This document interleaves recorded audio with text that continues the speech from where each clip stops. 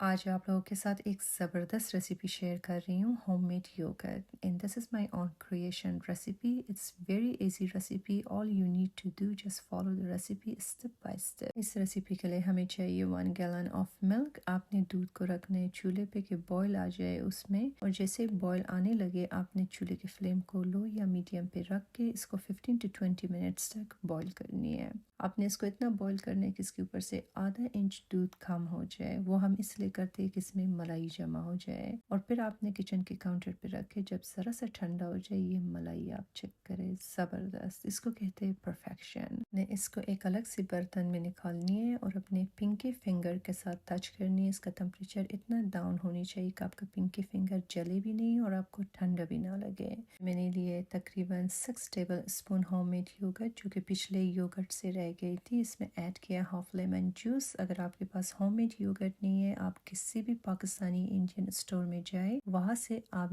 देसी योगर्ट ले लें, ठीक है। फिर इसको मैंने अच्छी तरीके से दूध के साथ मिक्स करके ऐड किया और इसको मैंने कवर करके किचन के काउंटर पे ओवरनाइट के लिए मैंने इसको रख दिया। और फिर जब आप सुबह फजर के टाइम उठ जाए तो आप इसको खोल के देखें। अगर आपका योगर्ट जम गई थी, जिस तरह अभी मैं आपको यहाँ पे दिखा रही हूँ, फिर आपने इसको वापस कवर करके फ्रिज में एटलीस्ट फॉर 6 to 7 आवर्स तक छोड़ दें। तो अब जब ये मैंने फ्रिज में भी रख दिया, उसके बाद जब इसका टाइम लाइन बिल्कुल कंप्लीट हो गई थी, हमारा योगर्ट लग रही है कुछ इस तरह, बिल्कुल परफेक्ट ज़बरदस्त योगर्ट। इसमें बिल्कुल लेस नहीं बनी है, बिल्कुल पानी इसमें जमा नहीं हुआ है, सब कुछ बिल्कुल परफेक्ट बनी है।